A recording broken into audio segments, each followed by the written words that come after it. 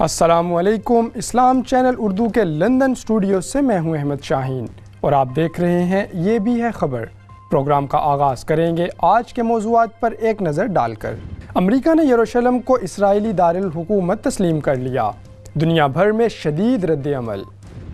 پاکستان میں مسلم لیگ نواز کی حکومت ایک بار پھر مشکلات کا شکار۔ پاکستان اور بنگلہ دیش کو جدا ہوئے 46 برس بیت گئے لیکن تلخیاں کم نہ ہو سکیں۔ اور پروگرام میں شامل ہے انٹرنیٹ کے کتب بینی پر اثرات کے بارے میں خصوصی رپورٹ۔ امریکا کے صدر ڈونلڈ ٹرمپ نے یروشلم کے تاریخی شہر کو اسرائیلی دارالحکومت کے طور پر تسلیم کر لیا ہے، جس کے بعد دنیا بھر میں شدید رد عمل اور تنقید جاری ہے۔ یروشلم شہر کی تاریخی اہمیت اور خطے میں تنازع کے بارے میں بتا رہے ہیں طارق حبیب اپنی اس رپورٹ میں۔ یروشلم کنعان کے قدیم شہروں میں سب سے معروف شہر ہے۔ آج تقریباً 3000 سال قبل حضرت داؤد علیہ السلام نے اس شہر کو اپنی عظیم سلطنت اسرائیل کا دارالحکومت بنایا۔ یہیں سے اس شہر کی عظمت اور مرکزی حیثیت کو ایک نیا مقام و مرتبہ حاصل ہوا۔ یہی شہر ہے جو حضرت عیسیٰ علیہ السلام کی زندگی کے اہم ترین ایام کا شاہد تھا۔ اسی شہر میں آپ نے اپنی دعوت و تبلیغ کا آغاز کیا۔ دین اسلام میں بھی اس شہر کو خاص اہمیت حاصل ہے۔ پیغمبر آخر الزماں صلی اللہ علیہ وآلہ وسلم نے تمام انبیاء اکرام کی امامت بھی اسی شہر میں فرمائی اور معراج کے سفر کا آغاز بھی اسی مقام سے ہوا۔ گویا یہ شہر بیک وقت دنیا کے 3 اہم ترین ادیان کے لیے دینی مرکز کی حیثیت کا حامل ہے۔ یہی وجہ ہے کہ مسلمان اور مسیحی 1000 برس تک اس شہر پر قبضے کے لیے آپس میں برسر پیکار رہے ہیں۔ مسلمانوں نے سب سے پہلے 638 میں دوسرے خلیفہ حضرت عمر کے دور میں بازنطینیوں کو شکست دے کر اس شہر کو آزاد کروایا۔ 1095 میں پوپ اربن دوم نے یورپ بھر میں مہم چلا کر مسلمانوں کے خلاف فوجیں اکٹھی کی اور 1099 میں یروشلم پر قبضہ کر لیا۔ پھر سلطان صلاح الدین ایوبی 90 برس کے بعد شہر کو آزاد کروانے میں کامیاب ہوئے۔ ایک بار پھر یورپ میں بے چینی پھیل گئی اور یکے بعد دیگرے 4 مزید صلیبی جنگیں لڑی گئیں، لیکن وہ یروشلم سے مسلمانوں کو بے دخل کرنے میں ناکام رہیں۔ 1229 میں مملوک حکمران الکامل نے بغیر لڑے یروشلم کو فیڈرک دوم کے حوالے کر دیا، لیکن صرف 15 برس کے بعد خوارزمیہ نے ایک بار پھر شہر پر قبضہ کر لیا، جس کے بعد اگلے 673 برس تک یہ شہر مسلمانوں کے پاس رہا۔ مسلمانوں نے اس شہر پر خاص توجہ دی، شہر کے گرد دیوار تعمیر کی، سڑکیں بنائیں اور ڈاک کا نظام قائم کیا، جبکہ 1892 میں یہاں ریلوے لائن بچھا دی گئی۔ 1948 میں ریاست اسرائیل کے قیام کے ساتھ ہی عرب اور اسرائیل میں پہلی بار ایک بڑی جنگ ہوئی۔ اس ٹکراؤ کو عرب اسرائیل جنگ کا نام دیا گیا، جبکہ اسرائیلی اسے جنگ آزادی کہتے ہیں۔ اسرائیل نے فلسطین پر قابض ہوتے ہی علاقے کی عرب اقلیت پر ظلم کے پہاڑ توڑ ڈالے، جس کی وجہ سے عربوں کو مجبوراً اپنا وطن چھوڑنا پڑا۔ بے خانمہ عربوں کی تعداد جلد ہی 10 لاکھ تک پہنچ گئی۔ عرب پوری طرح مسلح یہودی دستوں کا مقابلہ نہ کر سکے اور 15 مئی 1948 تک اندرون فلسطین عربوں کی مزاحمت ختم ہو گئی۔ 14 اور 15 مئی کی درمیانی شب 12 بجے یہودیوں نے تل ابیب میں ریاست اسرائیل کے قیام کا اعلان کر دیا۔ یہ عرب اسرائیل پہلی جنگ تھی اور یہی جنگ عرب اسرائیل موجودہ صورتحال کا آغاز ثابت ہوئی تھی۔ عشروں تک یروشلم کا مشرقی حصہ اردن کے اقتدار میں رہا، لیکن 1967 کی جنگ میں اسرائیل نے اس پر بھی قبضہ کر لیا۔ بین الاقوامی برادری آج تک اس قبضے کو غیر قانونی سمجھتی ہے۔ اسرائیلی پارلیمان نے 1985 سے یروشلم کو اپنا دارالحکومت قرار دے رکھا ہے، لیکن دوسرے ممالک نے اقوام متحدہ کی قرارداد کے احترام میں یروشلم کی بجائے تل ابیب میں اپنے سفارت خانے قائم کر رکھے ہیں۔ It is time to officially recognize Jerusalem as the capital of Israel. اب امریکی صدر ڈونلڈ ٹرمپ نے یروشلم کو اسرائیل کا باقاعدہ دارالحکومت تسلیم کر لیا ہے، جس کے بعد عالمی سطح پر مسلم ممالک کی جانب سے سخت رد عمل سامنے آ رہا ہے۔ اسرائیل فلسطین تنازع اور موجودہ حالات کے بارے میں رپورٹ آپ نے دیکھی۔ پروگرام کو آگے بڑھاتے ہوئے بات کرتے ہیں پاکستان کی، جہاں مسلم لیگ نواز کی حکومت ایک بار پھر مشکلات کا شکار نظر آتی ہے۔ یوں تو سن 2013 کے عام انتخابات کے بعد ہی سے حکومت کو دھرنوں اور تنازعات کا سامنا رہا ہے، لیکن یہ سلسلہ رکتا ہوا نظر نہیں آتا۔ اس بار سانحہ ماڈل ٹاؤن کی رپورٹ پبلک ہونے کے بعد سیاسی ماحول دوبارہ گرم ہوتا نظر آ رہا ہے۔ دیکھتے ہیں محمد عاصم کی یہ رپورٹ۔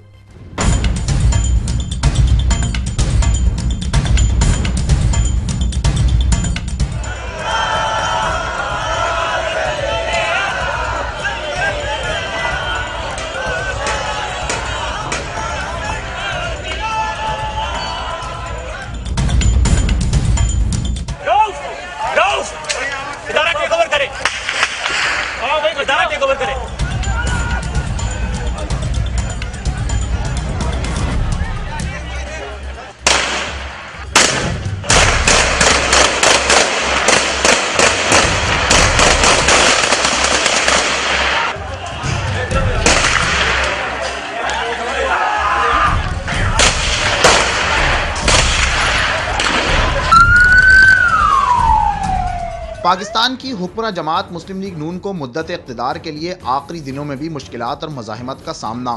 اپوزیشن جماعتوں سمیت مذہبی طبقے نے بھی اب نون لیگی حکومت کو دھرنوں اور مظاہروں کے گرداب میں پھنسا لیا۔ غلطی پر غلطی کرنے والی حکومت کے لیے پاناما اسکینڈل، ختم نبوت، حلف نامہ ترمیم ایشو کا کانٹا حلق سے نکلا نہیں تھا کہ 3 سال قبل ہونے والے سانحہ ماڈل ٹاؤن کی رپورٹ جاری کرنے کا عدالتی حکم نامہ بھی پنجاب اور وفاقی سرکار کو مشکل میں ڈال گیا۔ جون 2014 الصبح پنجاب پولیس نے لاہور کے مضافاتی علاقے ماڈل ٹاؤن میں واقع ڈاکٹر طاہر القادری کی رہائش گاہ اور منہاج القرآن انٹرنیشنل کے مرکزی سیکریٹریٹ کے باہر موجود رکاوٹوں کو ہٹانے کے لیے ایک آپریشن کا آغاز کیا۔ پاکستان عوامی تحریک کے کارکنان کا موقف تھا کہ یہ رکاوٹیں قانونی ہیں اور 4 سال قبل اس وقت ڈاکٹر طاہر القادری کی رہائش گاہ اور دفاتر کے باہر لگائی گئیں جب ڈاکٹر طاہر القادری نے طالبان کے خلاف فتویٰ دیا تھا۔ اس کے باوجود پولیس نے بلڈوزر کی مدد سے رکاوٹوں کو ہٹانے اور تباہ کرنے کا آپریشن جاری رکھا۔ دوران آپریشن مزاحمت پر 14 کارکنان بشمول خواتین کی ہلاکتوں پر معاملہ مزید سنگین ہو گیا۔ سانحہ ماڈل ٹاؤن کے تناظر میں 21 جون کو وزیر اعلیٰ پنجاب نے صوبائی وزیر قانون رانا ثناء اللہ سے استعفیٰ لے لیا۔ اسی طرح پرنسپل سیکرٹری ڈاکٹر توقیر شاہ کو بھی ان کے عہدے سے برطرف کر دیا گیا۔ 3 برس بعد سانحہ ماڈل ٹاؤن کی تیار شدہ رپورٹ فریقین کے حوالے اور پبلک کرنے کے عدالتی احکامات کے بعد نون لیگی حکومت کے لیے ایک اور بڑا امتحان تیار ہے۔ 3 برس تک سانحہ کی تحقیقات سے لے کر رپورٹ تیار کرنے میں لیت و لال سے کام لینے والی پنجاب حکومت کو عدالت کے احکامات کے بعد چاروں ناچار فیصلے پر عمل کرنا پڑا۔ ایک بار پھر وزیر قانون بننے والے رانا ثناء اللہ نے اعلان کیا کہ سانحہ کی رپورٹ عدالتی احکامات کے بعد تعلقات عامہ پنجاب کی ویب سائٹ پر جاری کر دی گئی ہے، لیکن ساتھ ساتھ یہ بھی کہہ گئے کہ رپورٹ نقائص سے بھرپور، یک طرفہ اور بے نتیجہ ہے، جس کا رتی برابر اثر سانحہ ماڈل ٹاؤن کیس پر نہیں پڑے گا۔ دوسری جانب پاکستان عوامی تحریک کے سربراہ طاہر القادری نے رپورٹ آنے کے بعد حکومت مخالف جماعتوں سے رابطے شروع کر دیے۔ سیاسی جماعتوں نے بھی موقع کو غنیمت جانا اور نون لیگ کے خلاف احتجاج کی تیاریاں شروع کر دی ہیں۔ ایک کے بعد ایک سیاسی ہنگامے نے پاکستانی سیاست کے تالاب میں سانحہ ماڈل ٹاؤن رپورٹ کا جو بھاری پتھر پھینکا ہے، اس سے اٹھنے والا طوفان حکومتی بساط لپیٹے گا یا نہیں، یہ تو آنے والا وقت بتائے گا۔ اسلام چینل اردو کے لیے عاصم خان۔ رپورٹ آپ نے ملاحظہ کی، اور اب ایک نظر دنیا بھر میں رونما ہونے والی کچھ اہم خبروں پر۔ روہنگیا مسلمانوں کی حالت زار کے حوالے سے برطانوی خارجہ کمیشن کی رپورٹ منظر عام پر آ گئی۔ رپورٹ میں کہا گیا ہے کہ علاقے میں پیش آنے والے واقعات انسانیت سوز جرائم کے زمرے میں شامل کیے جا سکتے ہیں، حتیٰ کہ انہیں نسل کشی سے بھی تعبیر کرنا ممکن ہے۔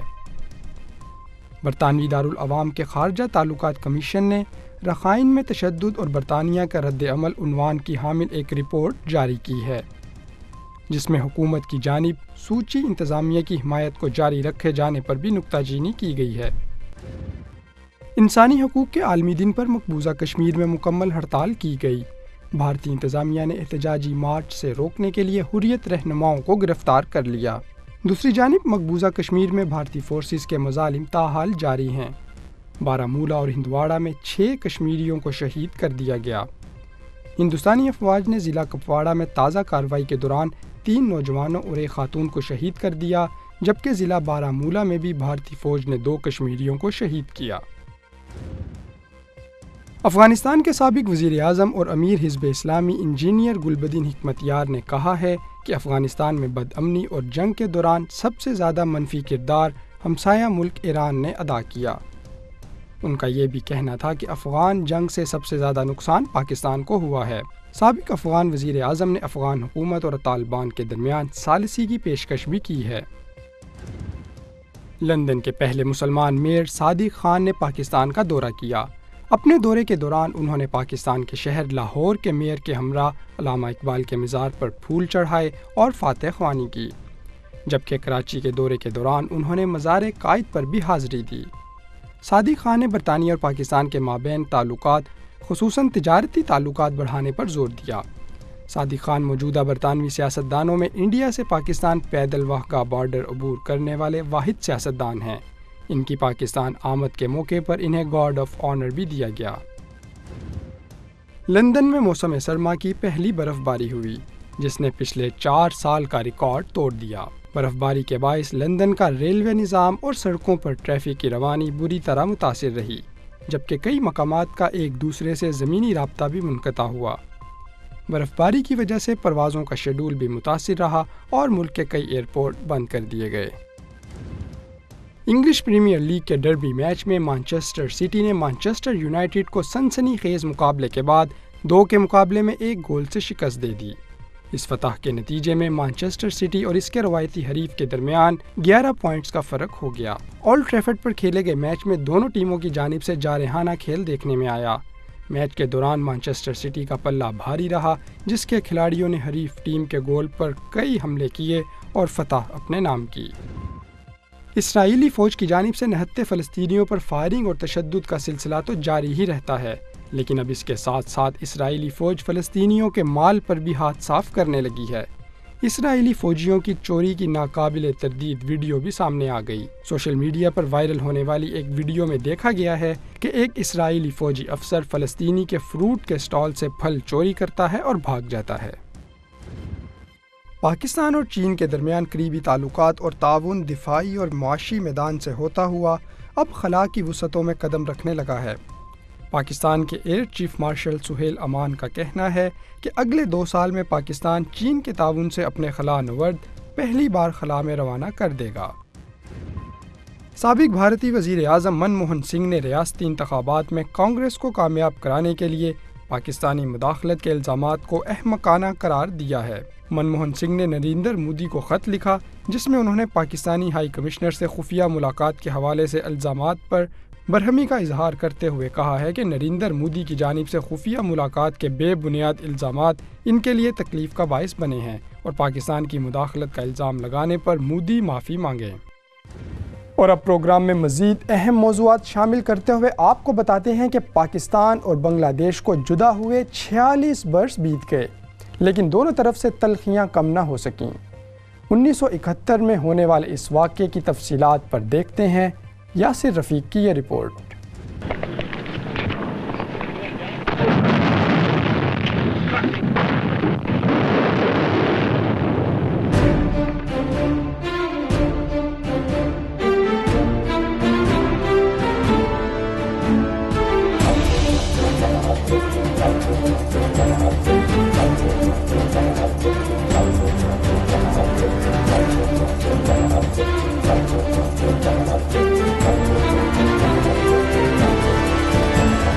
پاکستان کو 2 لخت ہوئے 46 برس بیت گئے۔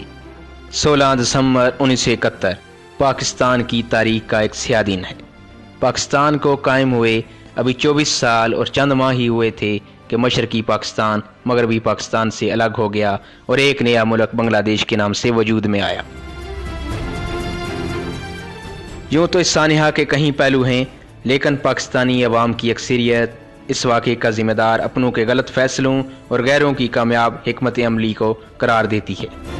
اگر جغرافیائی طور پر دیکھا جائے تو مشرقی پاکستان اور مغربی پاکستان 2 الگ الگ علاقے تھے اور ان کے درمیان کہیں 1000 میل کا فاصلہ تھا۔ مشرقی پاکستان ساحلی علاقہ تھا جہاں ہر سال سمندری طوفان آتا اور اس طوفان سے بڑے پیمانے پر تباہی پھیل جاتی۔ اس پر قابو پانے اور امدادی کارروائیوں کے لیے زیادہ تر انتظامی احکامات اور امداد مغربی پاکستان سے روانہ کی جاتی۔ طویل فاصلہ ہونے کی وجہ سے جتنی دیر میں امداد مشرقی پاکستان پہنچتی وہاں تباہی مچ جاتی تھی۔ اس صورتحال کے باعث مشرقی پاکستان کی عوام میں مغربی پاکستان سے متعلق شکوک و شبہات نے جنم لینا شروع کر دیا اور یہ بات عام ہو گئی کہ مغربی پاکستان مشرقی پاکستان کے وسائل سے آمدنی تو حاصل کر لیتا ہے، لیکن انہیں اس کا صلہ نہیں دیا جاتا اور ہر طرح کے قومی منصوبوں سے بھی دور رکھا جاتا ہے۔ آئے روز کے یہ گلے شکوے نفرتوں میں بدلنے لگے۔ 1970 کے عام انتخابات کے بعد اقتدار کی منتقلی میں تاہیری حربوں نے ان جذبات کو اور شدت دی۔ اس نفرت میں سب سے زیادہ اضافہ اس وقت دیکھنے میں آیا جب شیخ مجیب الرحمان کو ملک دشمن اور غدار قرار دے دیا گیا، کیونکہ شیخ مجیب الرحمان متحرک سیاسی اور بنگالی عوام کے نمائندہ رہنما تھے۔ ان کو غدار قرار دینے کے اقدام نے نفرت میں مزید اضافہ کر دیا۔ مورخین کا یہ بھی ماننا ہے کہ اس نفرت کا بھرپور فائدہ ہندوستان نے اٹھایا اور بنگال میں رہنے والوں کے ذہنوں میں مغربی پاکستان کے لیے نہ صرف مزید نفرت پیدا کی بلکہ انہیں اسلحہ اور تربیت فراہم کر کے مکتی بہانی نامی گروہ بھی تشکیل دیا، جس نے مشرقی پاکستان میں تحریبی سرگرمیاں شروع کر دی۔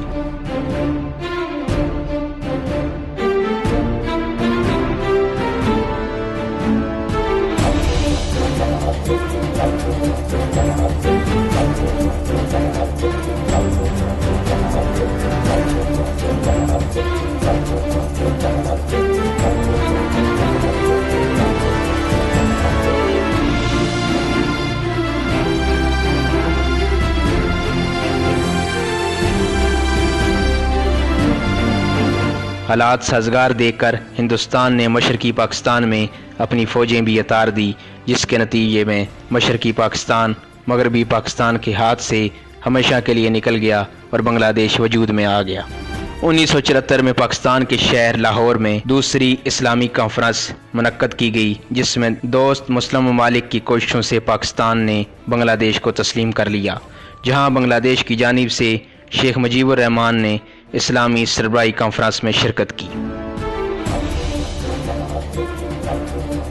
پاکستان کا نقطہ نظر یہ ہے کہ اس نے ہمیشہ بنگلہ دیش سے اچھے اور برادرانہ تعلقات قائم کرنے کی کوشش کی، لیکن بنگلہ دیش نے پاکستان کو کبھی دوست تسلیم نہیں کیا۔ اس کی بنیادی وجہ بنگلہ حکومت کا بھارت سے گٹھ جوڑ بیان کیا جاتا ہے۔ بنگلہ دیش کی موجودہ وزیر اعظم شیخ حسینہ واجد 1971 کی جنگ میں پاکستان کی حمایت کرنے والے محب وطن افراد پر مقدمے چلا کر انہیں سزائیں دے رہی ہے، جن میں سر فہرست بنگلہ دیش کی سب سے بڑی مذہبی سیاسی جماعت اسلامی کے قائدین ہیں۔ اس طرز عمل کی وجہ سے 46 سال گزرنے کے باوجود دونوں ممالک میں اعتماد کی فضا قائم نہ ہو سکی اور نہ ہی عوام کی سطح پر روابط بھرپور طریقے سے بحال ہو سکے۔ یاسر رفیق، اسلام چینل اردو، اسلام آباد۔ آپ دیکھ رہے ہیں اسلام چینل اردو کا پروگرام یہ بھی ہے خبر، اور اب بات کریں گے کہ کیا واقعی انٹرنیٹ کے بڑھتے ہوئے استعمال نے کتب بینی پر اثرات مرتب کیے ہیں۔ اس بارے میں بتا رہے ہیں الطاف سومرو اپنی خصوصی رپورٹ میں۔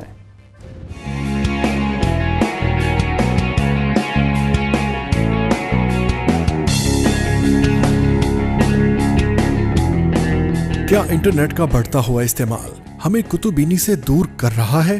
دور جدید میں ٹیکنالوجی کی بڑھتی ہوئی ترقی نے ہماری زندگیوں کو کافی متاثر کیا ہے۔ 19ویں صدی کے شروعات میں جب تک الیکٹرانکس اشیاء ایجاد نہیں ہوئی تھی، لوگ معلومات کے حصول کے لیے کتب، رسائل اور اخبارات سے رجوع کرتے تھے، مگر 20ویں صدی کے نصف میں ریڈیو، ٹیلی ویژن اور کمپیوٹر کی ایجاد کے بعد دنیا بھر میں ہونے والے حادثات و واقعات کی معلومات اور آگاہی ملنے لگی۔ 21ویں صدی کا آغاز ٹیکنالوجی کا انقلاب ثابت ہوا۔ انٹرنیٹ کی عام صارف تک سہل رسائی کی سہولت سے دنیا سمٹ کر انگلیوں کی پوروں تک محدود ہو گئی۔ آن لائن سرورز پر ہمہ وقت معلومات کا بے بہا خزانہ آ گیا۔ پڑھنے کے لیے ہر قسم کی تعلیمی اور تفریحی کتب موجود ہیں، جو کسی بھی وقت اور کسی بھی لمحے پڑھنے کے لیے دستیاب ہے اور ان سے استفادہ کیا جا سکتا ہے۔ مگر کیا اس سے کتب بینی میں اضافہ ہوا؟ تو اس کا جواب ہے نہیں۔ ماہرین کا ماننا ہے کہ انٹرنیٹ اور ٹیکنالوجی کے پھیلاؤ کے ساتھ کتب بینی میں خاصی کمی واقع ہوئی ہے۔ اس کی بہت بڑی وجہ سہل پسندی اور انٹرنیٹ پر موجود تفریحی مواد کی بھرمار ہے، جبکہ وہ افراد جو انٹرنیٹ پر کتب پڑھنے کی کوشش کرتے ہیں ان کا دھیان بٹانے کے لیے ویب سائٹس پر موجود اشتہارات، متحرک تصاویر اور آوازیں ہی کافی ہیں، جو پڑھنے والی کی توجہ ہٹا کر اپنی جانب راغب کر لیتی ہیں۔ یوں وقت کا ضیاع اور کام کا حرج ہوتا ہے، جبکہ اس کے برعکس جب کتاب سے پڑھا جاتا ہے تو پڑھنے والے کی توجہ صرف معلومات، کہانی یا اس تحریر پر رہتی ہے جو پڑھی جا رہی ہوتی ہے۔ جدید طبی تحقیقات کے مطابق ہمارے پاس موجود گیجٹس جیسے موبائل، ٹیب، منی کمپیوٹرز، لیپ ٹاپس، LCDs، LEDs، ٹیلی ویژن اور دیگر اس طرح کے آلات برقی مقناطیسی لہریں بناتے ہیں جو انسانی صحت کے لیے انتہائی مضر ہیں۔ گیجٹ سکرین پر پڑھنے سے بینائی متاثر ہونے کا خدشہ ہوتا ہے۔ سکرین سے نکلنے والی روشنی کی شعاعیں آنکھوں کے لیے نقصان دہ ہوتی ہیں، جبکہ کتاب پڑھتے وقت ऐसा कोई खतरा नहीं होता। मज़कूरा तमाम गैजेट्स जो हमारी रोजमर्रा जिंदगी का हिस्सा बन चुके हैं, उनका मुसलसल इस्तेमाल फिशारे खून में कमी और बेशी, आसाबी तनाव और ज़हनी दबाव का बायस बनते हैं, जबकि किताब से पढ़ना इनमें से किसी भी मसले का बायस नहीं बनता। लिहाजा इस बात में कोई शक नहीं कि इन दिनों किताब, रसायल और अखबार बीनी में बहुत ज्यादा कमी वाक़ई हुई है और इंटरनेट सारिफीन की तादाद में बेहंगम इजाफा, जिनमें अक्सरियत का मतमा नजर सिर्फ और सिर्फ तफरीह है। इस्लाम चैनल उर्दू के लिए अल्ताफ जानिसार सुमरो। इंटरनेट और किताबों के मुताले के बारे में आपने रिपोर्ट देखी और अब प्रोग्राम में शामिल करेंगे एक दिलचस्प खबर। क्रिसमस की आमद के मौके पर मुख्तलिफ ममालिक में सेंटा क्लॉज से मंसूब खेलों, तकारीब और दिलचस्प सरगर्मियों का इनेकाद ज़ोर व शोर से शुरू हो जाता है। इसी सिलसिले में हाल ही में डेनमार्क में सेंटा क्लॉज रेस का इनेकाद हुआ। शदीद सर्दी के बावजूद सेंटा क्लॉज के रिवायती लिबास में मलबूस सैकड़ों अफराद ने इस रेस में हिस्सा लिया, जिससे हासिल होने वाली आमदनी को फलाही मकासद के लिए इस्तेमाल किया जाएगा। इस दिलचस्प वीडियो के साथ ही इख्तिताम करेंगे आज के इस प्रोग्राम का। हमारे मौज़ूआत और न्यूज़ रिपोर्ट्स पर अपनी राय से आगाह करने के लिए विज़िट कीजिए हमारी वेबसाइट या सोशल मीडिया प्लेटफॉर्म्स। अपने मेज़बान अहमद शाहीन को इजाज़त दीजिए। अल्लाह निगहबान।